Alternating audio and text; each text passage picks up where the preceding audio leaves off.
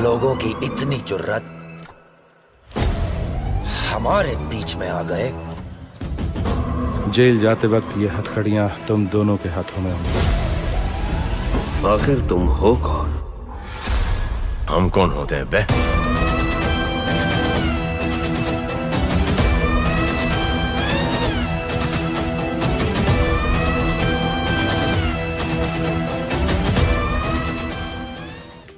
कौन है राजवर्धन? क्या होगा इस कहानी में?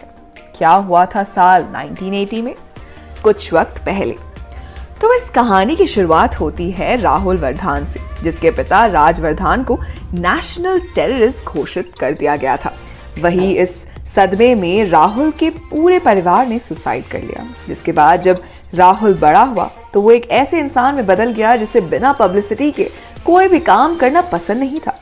राहुल ऐसा इसीलिए कर रहा था ताकि वो अपनी इमेज को अच्छा कर सके, जो उसके पिता के द्वारा देशद्रोही बन जाने से बिगड़ चुकी थी। राहुल फिलहाल अपने अंकल के ही साथ चेन्नई में रहता है।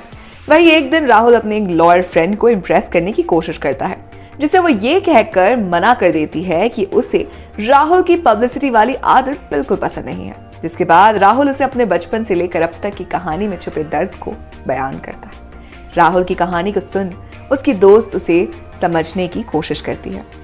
कुछ वक्त बाद दिल्ली में राहुल, जो अब पुलिस डिपार्टमेंट में काम कर रहा है, उसे अपने सीनियर की तरफ से ऑर्डर मिलता है कि उसे सायरा नाम की एक लड़की को पकड़ना है, जिसके पास 1980s की रॉ एजेंट की इंपॉर्टेंट फाइल्स मौजूद है। राहुल को जब इस मिशन के बारे में पता चलता है तो वो काफी ज्यादा खुश होता है, क्योंकि उसके पास अब एक मौका था खुद के ऊपर से पब्लिसिटी सीकर के टैग को हटाने का। राहुल इस मिशन को अपने हाथों में लेता है और निकल पड़ता है सायरा का पता लगाने। सायरा को नेशनल टेररिस्ट घोषित करके उसका एनकाउंटर कर दिया गया है। जब राहुल को इस बारे में पता चला तो वो इस केस की गहराई में जाता है, क्योंकि सायरा की कहानी अब उसे अपने पिता राजवर्धन जैसे लगने लगी थी, जिसे भी नेशनल टेररिस्ट घोषित करके मार दिया गया था। हालांकि राहुल को इस बात का हमेशा से यकीन था कि उसके पिता एक देशद्रोही तो नहीं हो सकते।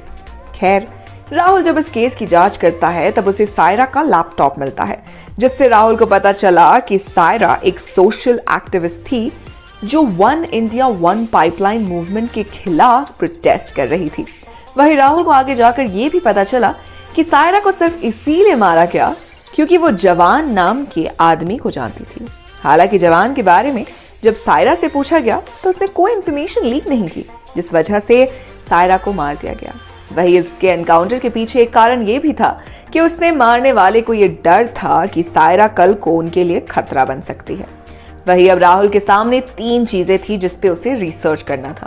पहली सायरा, दूसरा जवान और तीसरा one India one pipeline movement जिसके खिलाफ सायरा थी। तो दर्शकों, आपको क्या लगता है, कौन है ये जवान, और क्या राहुल जवान तक पहुंचने में कामयाब होगा या उसे मिलेगा नया सुराग? जानने के लिए देखते रहिए हमारा ये चैनल जिसका नाम है बॉलीग्राज स्टूडियोज।